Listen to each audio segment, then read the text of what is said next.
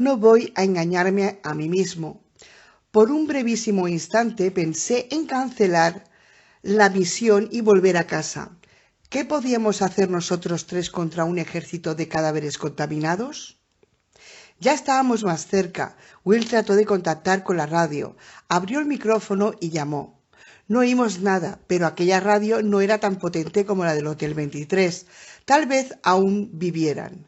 Después de imaginarme en qué situación se encontrarían, me quité de la cabeza toda idea de abortar la misión. Tan solo unos minutos después de que Will hubiese probado por primera vez la radio, recobramos la conexión. Una vez más, el cabo se identificó a sí mismo y a su unidad. Frené el vehículo y le quité la radio de las manos a Will. Le pregunté al cabo si podían actualizar sus coordenadas y si llevaban armas pequeñas dentro del lab. Me respondió que aún se encontraban en la posición anterior, que estaban todos armados y transportaban munición para armas ligeras, pero que no tenían manera de disparar afuera del vehículo sin abrir la escotilla superior. También me comentó que no les quedaba munición para la ametralladora y que por ese motivo habían tenido que cerrar la escotilla. Le pregunté cuántos muertos vivientes se hallaban en su posición. Después de una pausa, dio la impresión de que no quería decírmelo, me informó de que era marine y no sabía contar hasta un número tan alto. Le pregunté, ¿me habla usted de cientos, cabo? Sí, señor, me respondió. Tanto John como William profirieron maldiciones en voz alta y negaron con la cabeza, llenos de aprensión por lo que pudiera suceder. Había llegado el momento de enfrentarse a la realidad. Nos bastó con 3 kilómetros de I-10. Salimos en dirección norte por la 71 y marchamos a toda velocidad hacia los marines. La única táctica a la que podía recurrir en la misma que había empleado para salvar a los Grisham y que había visto llevar a cabo por los forajidos. Tenía que tratar de guiarlos como a un rebaño lejos del vehículo averiado. Dejé la radio encendida y traté de charlar sobre nimiedades para distraerlos de su entorno inmediato. El cabo me informó de que habían abandonado la carretera y se habían dirigido al río porque el número de muertos que deambulaban por aquella los había abrumado. Su vehículo se había averiado cerca del agua. Habían tratado de atravesar el río para escapar de los muertos vivientes, porque el LAV era un vehículo anfibio. Entonces los localicé, no gracias a las señales luminosas del cabo, sino a los insoportables gemidos de los muertos. Les dije que trataría de apartar de ellos a las masas de muertos vivientes con el estruendo del vehículo y la bocina. Fijamos un punto de reunión. Les dije a los marines que salieran del lab y corrieran hasta el mismo lugar por donde habían salido de la autopista 71. Estuvieron de acuerdo. Tras recitar mentalmente una breve oración, les pregunté a John y a Will si estaban preparados. No les di tiempo para responder, sino que pisé el acelerador y corrimos hacia la masa de muertos vivientes que tenían acorralados a los marines. El suelo estaba sembrado de cadáveres, víctimas de la ametralladora del lab. Debía de encontrarme a unos 100 metros de la masa cuando bajé el cristal de la ventana y abrí fuego. John y Will me irían proveyendo de municiones. El supresor de destello contribuía a que las gafas de visión nocturna fueran necesarias, pero casi me salía más a cuenta quitármelas y verles a la luz de los fogonazos, porque los disparos eran continuados. Debí de matar a unos 20 hasta el momento en que me vi obligado a desplazarme a unos 100 metros de distancia. Will me pasó un cargador nuevo y yo saqué el viejo. Se lo di a John y puse el nuevo en receptor. Los muertos avanzaban con rapidez, porque el fogonazo del arma y el estrépito habían captado su atención igual que el albañil no muerto que habíamos esquivado antes. Muchos de esos cadáveres se nos acercaban con movimientos espasmódicos y erráticos. La manera como se movían recordaba en algo a un grupo de policías en busca de cadáveres. Irónicamente, eran los cuerpos muertos los que me buscaban a mí. Una vez más les disparé y me alejé un poco más. John y Will seguían recargando. Después de mover por cuarta vez el vehículo y dispararles de nuevo, divisé movimiento en lo alto del lab. Estuve unos momentos sin disparar para que los ojos se me acostumbraran. Los marines aprovecharon la oportunidad para escapar. De acuerdo con mi plan, anduvieron en formación hasta el punto de recogida. Vacié el sexto cargador contra la turba y luego le pasé el arma, ya muy caliente, a Will. Toqué la bocina para que los muertos se alejaran un poco más de los marines y luego escapamos en dirección contraria a toda velocidad para recogerlos. Los 6 marines se habían dispuesto en formación defensiva y apuntaban con sus armas a la oscuridad. Vestían uniforme, con chalecos antibalas y cascos Kevlar. Bajé el cristal de la ventana y les mandé entrar. Por cortesía cerré los ojos y activé la luz cenital para que nos vieran. Entraron de un salto en el Land Rover. 3 de ellos tuvieron que meterse en el maletero, pero estoy seguro de que no les importó. Nos marchamos a toda velocidad hasta la I-10 y luego regresamos al hotel. Todos los marines que llevábamos en el vehículo nos dieron las gracias de corazón por haberles salvado la vida. Mientras regresábamos, le pedí a John que los examinara con el Geiger para ver si estaban bien. El indicador reveló que se desprendía de ellos cierta cantidad de radiación ambiental de la que se había impregnado por la cercanía de la masa de muertos, pero era insignificante. No había manera de saber cuánta habrían absorbido sin ponerles dosímetros. Tan solo podíamos medir la que se desprendía de su cuerpo. Al llegar al punto donde habíamos tenido que apartar los restos del coche, detuve el vehículo. Me volví y les pregunté quién se hallaba al mando. El cabo me respondió que todos los demás estaban a su cargo. Le comenté que tenía un rango muy bajo para hallarse a cargo de una misión de reconocimiento en territorio enemigo. Su respuesta fue irónica. Pues ya verá cuando sepa quién es nuestro oficial de más alto rango. Uno de los demás le dio un codazo para hacerlo callar. Me di cuenta de que era el momento oportuno para explicarle las normas. Puedo llevaros a un lugar seguro, con agua, comida y sitio para dormir, pero soy yo quien establece las reglas. No estaréis presos y podréis marcharos en cuanto os apetezca. Vi por el retrovisor que el cabo asentía con la cabeza para indicarme que estaba dispuesto a escuchar. Le dije: tendréis que entregarnos todas las armas de fuego y aceptar que os cubramos los ojos hasta que nos encontremos dentro de nuestro refugio y hayamos aclarado esta situación. El marine ordenó de mala gana a los demás que obedecieran. John les confiscó las armas y las guardó en la parte delantera del vehículo, donde estábamos nosotros. William los registró para asegurarse de que no guardaran pistolas. Les dije que les dejaran los puñales. Les pusimos fundas de cojín en la cabeza a los 6 marines y aceleramos. Mientras pensamos por entre los coches destrozados, no vimos ni rastro del cadáver radiactivo del albañil. No tardamos mucho tiempo en regresar al Hotel 23. Al acercarnos al complejo, los infrarrojos de las cámaras brillaron en nuestra dirección. Las chicas nos observaban. Aparcamos el vehículo y llevamos a los marines al otro lado de la valla y bajamos por las escaleras hasta la extensa área de habitáculos. Les dije que podían sacarse las fundas de la cabeza. Les quitamos los cargadores de las armas y le devolvimos los M16 con el cerrojo inmovilizado. Les aseguré que le entregaríamos los cargadores en cuanto decidieran marcharse. Ya era tarde y les enseñé dónde se encontraban los plegatines y las mantas extra. Le informé de que se encontraban a salvo en un búnker subterráneo, que esa noche iban a dormir bien y que discutiríamos la situación en cuanto se despertaran. Hoy, a primera hora de la mañana, el cabo se ha presentado en mi puerta con la intención de hablar.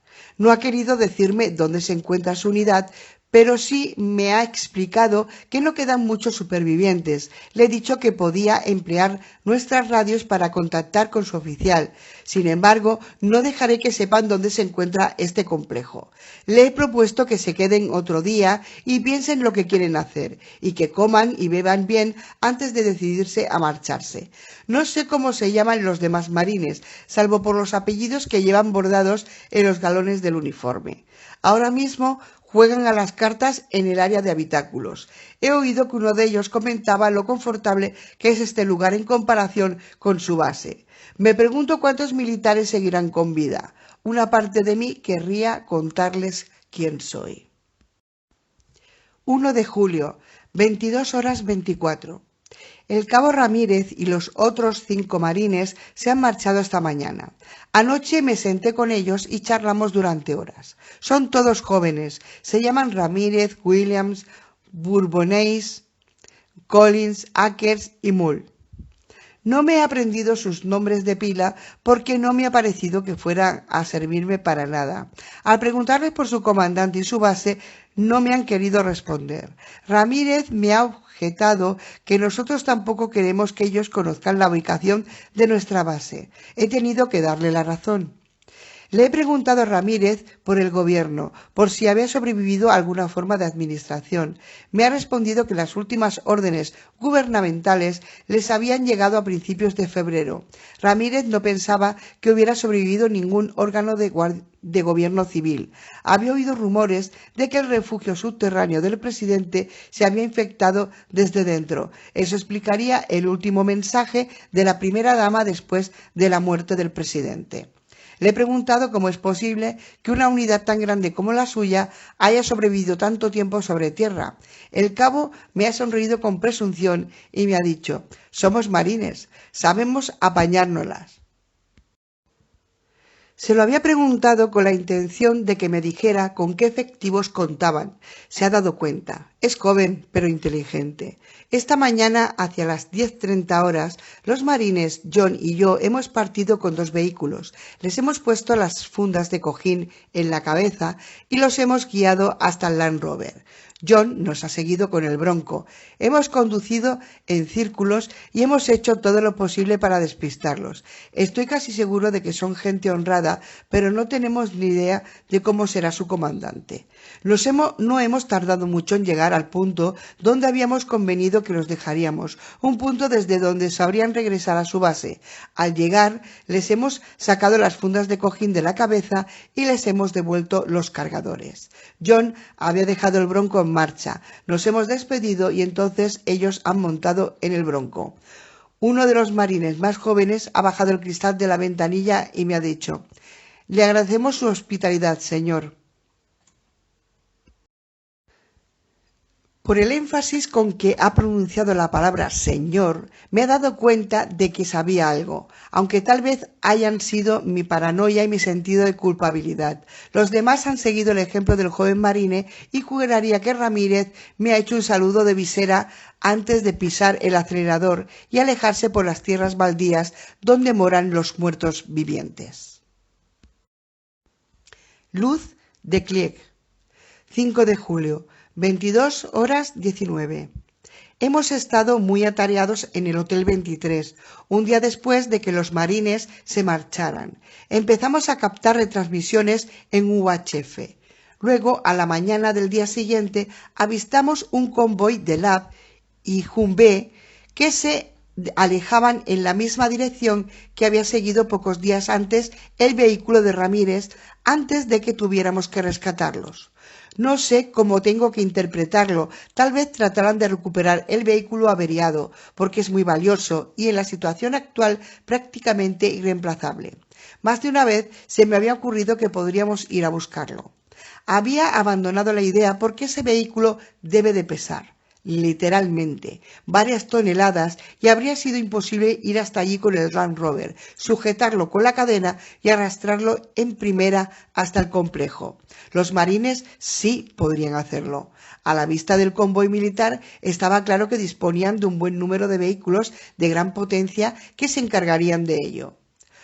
Las radios todavía captan retransmisiones, pero no son de voz. Suenan igual que un viejo módem analógico tratando de conectarse. Estoy casi convencido de que envían mensajes encriptados. Yo también lo haría, si pudiera. 6 de julio, 10:11 horas. Vemos pasar una y otra vez el convoy de antes frente al complejo como si inspeccionara esta zona. Espero que los marines lograran llegar a su base. Esto que vemos nos permite llegar a dos conclusiones: o buscan a sus marines o nos buscan a nosotros. 7 de julio, 20:38 horas.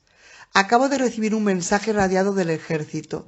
Tratan de ponerse en contacto con los civiles del complejo subterráneo que rescataron a los marines. Ahora, por lo menos, estamos seguros de que lograron regresar. Dicen que su oficial al mando solicita una entrevista con el hombre vestido con el mono de trabajo verde.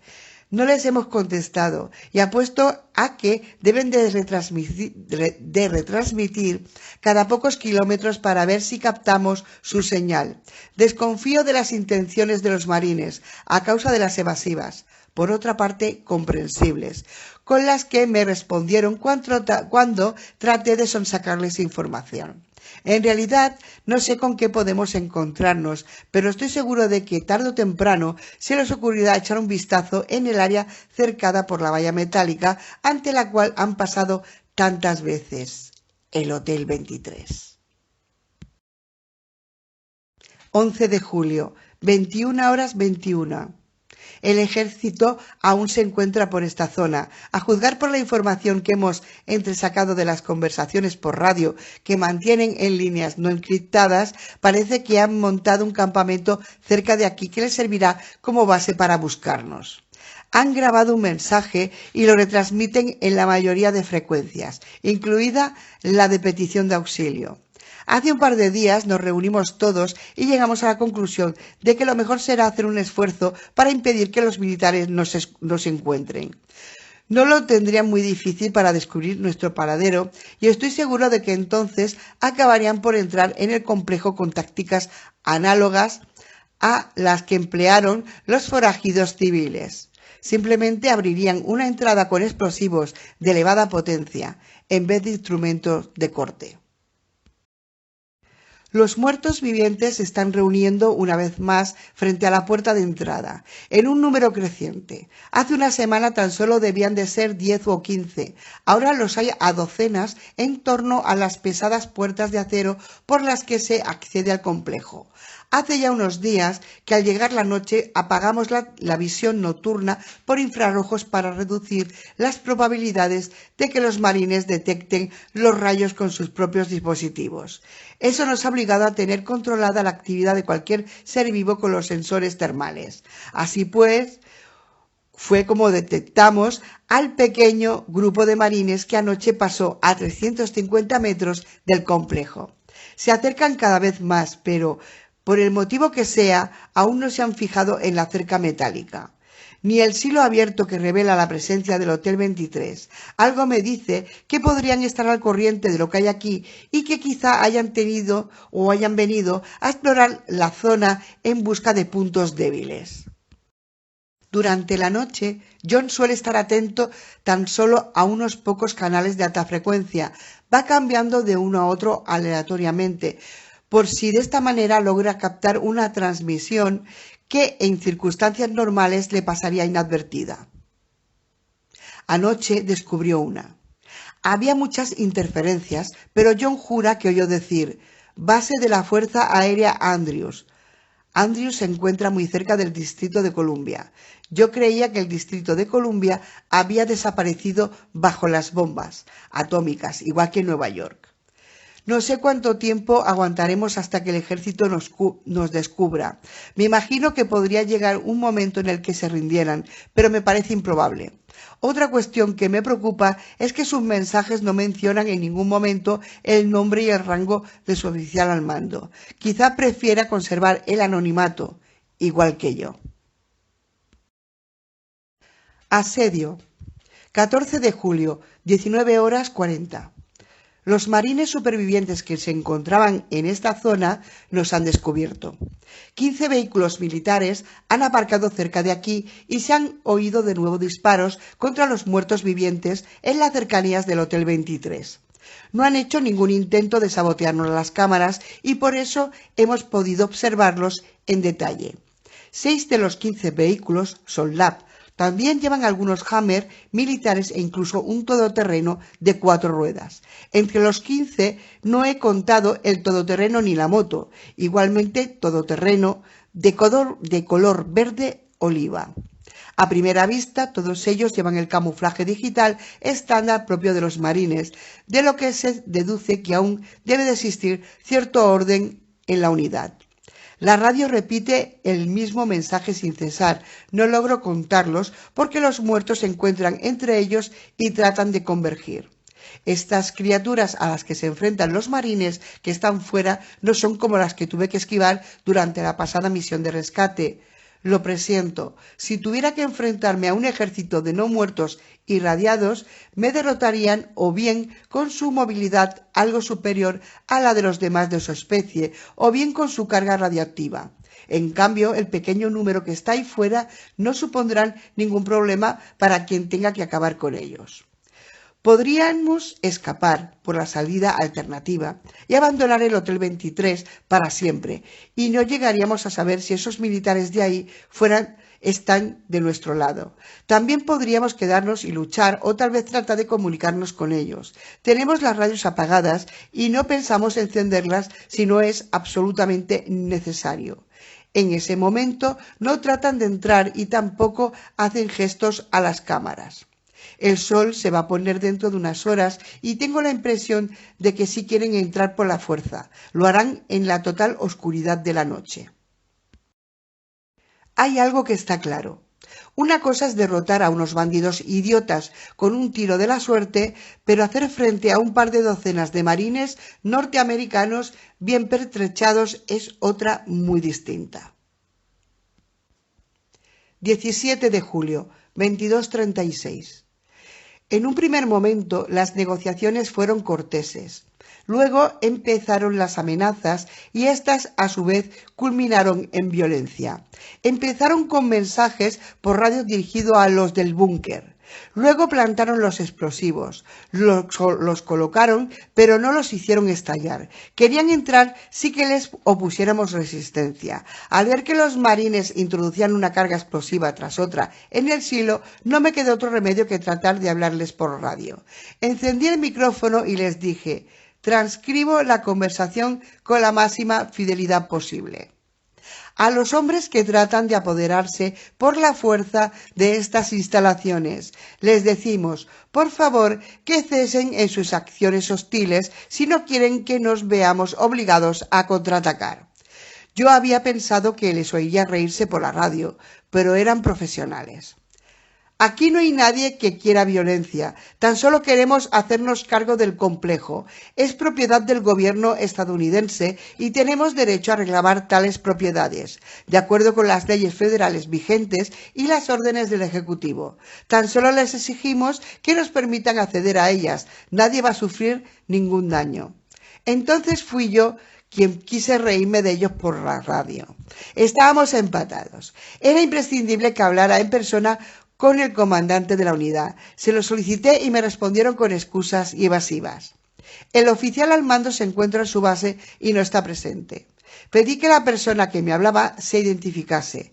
Él se negó. Le pregunté: ¿cuál es la verdadera autoridad en la que se fundamentan para reclamar este complejo? La autoridad del jefe de operaciones navales, me respondió. ¿No se refiere al comandante del cuerpo de marines?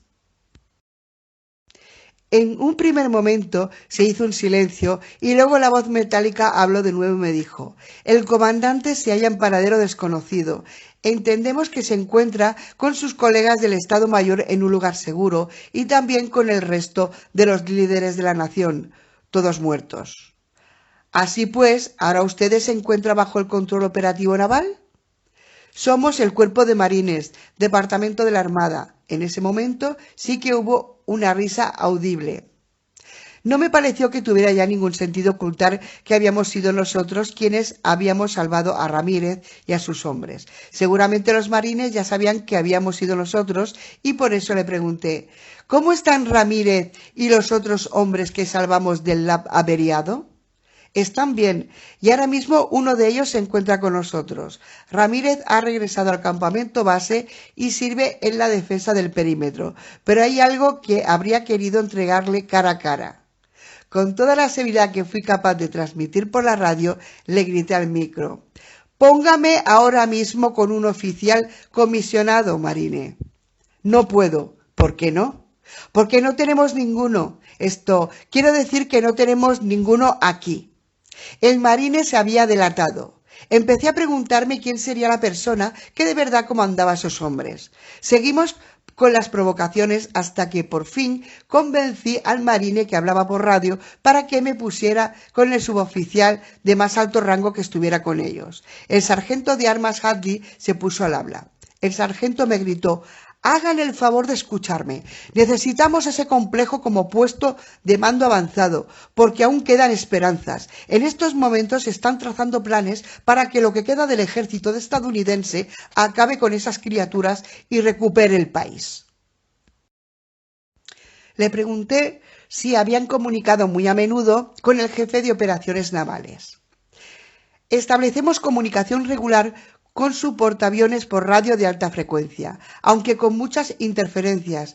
Todavía salen a volar desde el portaaviones, aunque con una autonomía muy limitada, y efectúan acciones de reconocimiento aéreo sobre el continente a fin de recopilar información sobre las personas que puedan seguir con vida en tierra». «¿Qué diablos? En un par de ocasiones nos han arrojado armas cuando nos encontramos muy apurados». Le pregunté: «Entonces, ¿tengo que entender que buena parte de la armada sobrevivió a la plaga?». Me respondió: «En un primer momento, un gran número de barcos se transformaron en ataúdes flotantes. De los 10 portaaviones que estaban en servicio activo al inicio de todo esto, hubo tan solo 4 que no sufrieron la infección ni se llenaron de muertos. Quizá también le interese saber que un submarino balístico lleva 7 meses bajo el agua.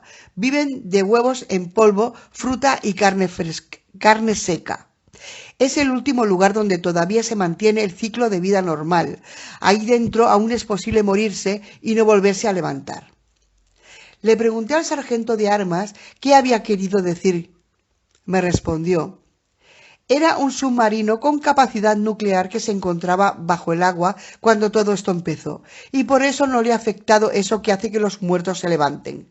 Nos informaron por radio, en una frecuencia muy baja, de que sufrieron una muerte natural en el mes de febrero y el cadáver no resucitó.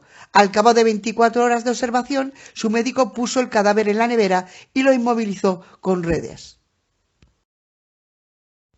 El cadáver no se ha movido en ningún momento. Es evidente que tarde o temprano se les acabará la comida y tendrán que salir a la superficie, pero por ahora son los únicos humanos no afectados de los que tengamos noticia. Ningún otro de los submarinos estratégicos ni de ataque rápido se encontró en un lugar que le permitiese evitar las radiaciones. A mí me parece que todos nosotros debemos de llevar esa plaga dormida dentro del cuerpo, a la espera del día en que nuestro corazón deje de latir. Estamos bien jodidos». Luego se hizo un gélido silencio, interrumpido tan solo por el estruendo ocasional de los cartuchos 5,56 que disparaban contra las criaturas. «Mire, no querríamos tener que abrir un boquete en su local y tomarlo por asalto. ¿No podríamos llegar a un acuerdo pacífico? Hay civiles que viven en nuestro complejo y están felices de vivir allí». Yo le contesté: «A nosotros no nos hará feliz vivir allí, sargento. No somos ganado.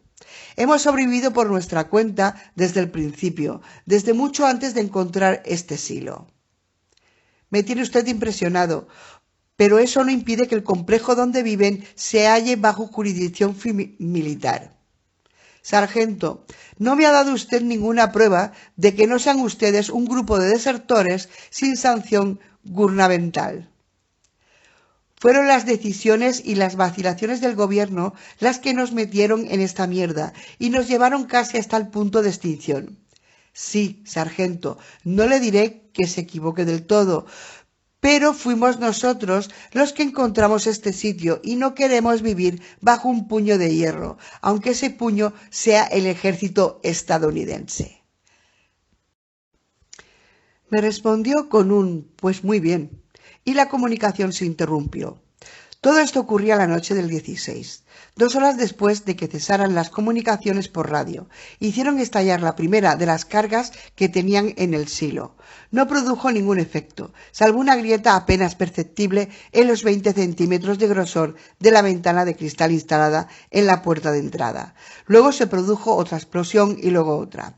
La cámara que retransmitía imágenes desde el silo ya había sufrido daños y se averió definitivamente con esta última detonación y dejó de enviar imágenes. Las explosiones no conseguían su objetivo. Al pensar en ello, me pregunté si los bandidos civiles habrían tenido alguna oportunidad de entrar con sus herramientas cortantes antes de que los matara. La aleación y el hormigón con fibra de vidrio con lo que se había construido el Hotel 23 eran muy fuertes. Me imagino que tienen que serlo para resistir una explosión nuclear. Sentí muy levemente el aguijonazo del remordimiento al pensar que tal vez no hubiese sido necesario matar a los bandidos civiles.